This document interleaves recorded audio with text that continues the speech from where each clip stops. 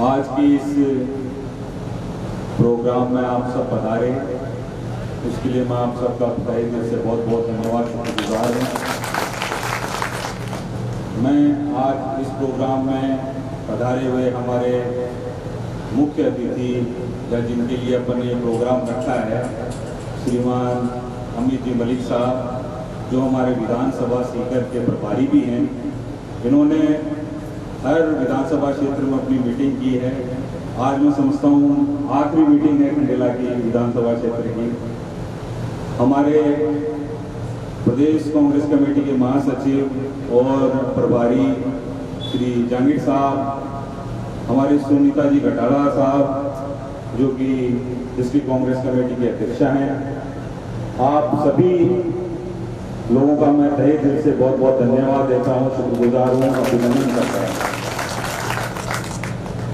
समय की नज़ाकत को देखते हुए मैं अपने संबोधन को संक्षिप्त रखूंगा और ये बात बताना चाहूँगा कि आज से 2018 के अंदर जब सरकार कांग्रेस की बनी थी, उस समय से लेके इन 4.5 सालों के अंदर आप देखिए हमने कोरोना से भी जंग की है, लड़ाई लड़ी है।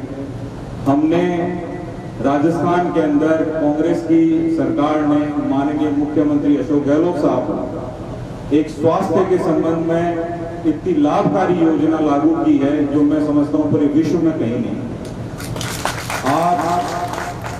आप समझिए कि 25 लाख रुपए तक का इलाज मुफ्त, 10 लाख तक का बीमा, ये स्वास्थ्य संबंधी जो ऐसी योजना है, मैं समझता हूं कि अगर यहाँ पे आके अंबानी अडानी जी भी 850 रुपए देंगे तो उनको भी ये मिलेगी। इस तरह की योजना हमारे राजस्थान के अंदर है।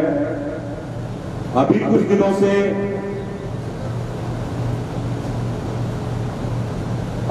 दिनों से हमारे मुख्यमंत्री महोदय ने फूड पैकेट वितरण का प्रोग्राम रखा है, जिसके अंदर जो बीपीएल परिवार के लोग हैं उनको 1 लीटर तेल, नमक, मसाले, दाल, इस प्रकार की जो महंगाई से संबंधित जो भी समस्या है उनको दूर करने का हर तरीके से उन्होंने जनता के लिए काम किया। आप चाहे बिजली से संबंधित रखो तो किसानों को 2000 यूनिट को, घर के लिए 100 यूनिट को। आप ये भी देखिए कि जो गृहिणी है, एक उज्ज्वला के नाम पे एक योजना चालू की गई थी, उन सभी उज्ज्वला धारकों को 500 रुपए में सिलेंडर हमारे माननीय मुख्यमंत्री महोदय श्री अशोक जी गहलोत जी।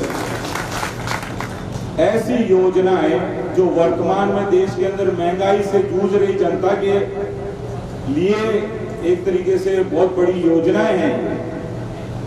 गरीब आदमी अपनी जितनी पहचान रखता है, काम धंधे करता है, उससे ये जो योजना है उनसे उनकी जीवन और भी सुलभ हो जाता है। ये राज्य स्तर की कार्यक्रम है और राज्य स्तर का जो हम सबको हर एक आदमी को इसका फायदा भी मिला।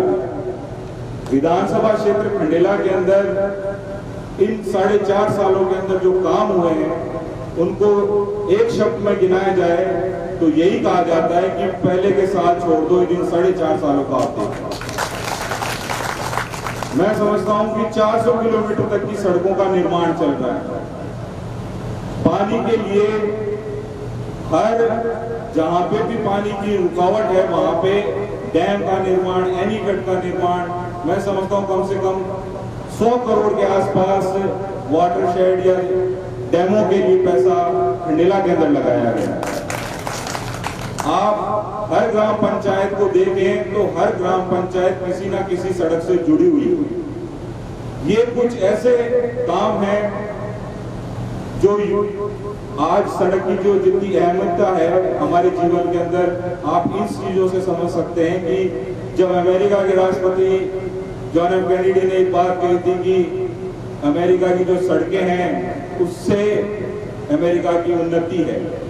आज हमारे गांव के अंदर हमारे को ही नहीं, सबको विधायकों को दिया है, लेकिन खंडेला के सीकर जिले के अंदर मैं समझता हूं कि गोविंद सिंह जी जो हमारे अध्यक्ष साहब हैं, उनके बाद में सबसे ज्यादा पैसा सड़कों संबंधी और किसी चीज में कहीं दिया गया है तो खंडेला के अंदर दिया गया है। हमारे खंडेला के अंदर जितने भी पीएचसी, सीएचसी आज तक जब बने हैं, उनका अधिकतर योगदान हमारे माननीय एमएलए साहब महादेव सिंह खंडेला साहब का रहा है। मैं जहां से चुनाव जीत के आया हूं, मेरा वार्ड 3 नंबर है, गुरारा कॉन्स्टिट्यूंसी है मेरी। गुरारा का जो पीएचसी है वही हमारे एक ऐसी पीएचसी है जो माननीय पूर्व विधायक जो बंसी जी है उन्होंने बनाई थी, और बाकी जितनी भी हैं पूरे खंडेला के अंदर, चाहे वो पीएचसी हो, सीएचसी हो, वो सारी माननीय महादेव सिंह जी खंडेला साहब ने बनाई। स्वास्थ्य के लिए हमारे 3 हॉस्पिटल्स हैं जिनको सीएचसी में प्रोन्नत किया गया था पहले, सब डिस्ट्रिक्ट हॉस्पिटल भी खंडेला के अंदर। मैं पंचायत समिति से प्रधान हूं, आप सबकी दुआओं से, आप सबके वोटों से, आप सबके आशीर्वाद से पंचायत समिति की जमीन के अंदर वो बना हुआ है। हमने उसके एक्सटेंशन के लिए पंचायत समिति की जो जमीन है हमारे सामने हॉस्पिटल की, उसके साधारण सभा के अंदर प्रस्ताव लेके हमने उसको एक्सटेंशन भी दे दिया है कि इसको अच्छे तरीके से बने। इसके लिए हमने पंचायत समिति की जमीन हॉस्पिटल को भी दे दी। हमने आम नागरिक की सुविधा के लिए जो भी हमसे बन पड़ सकता है वो हमने सब किया।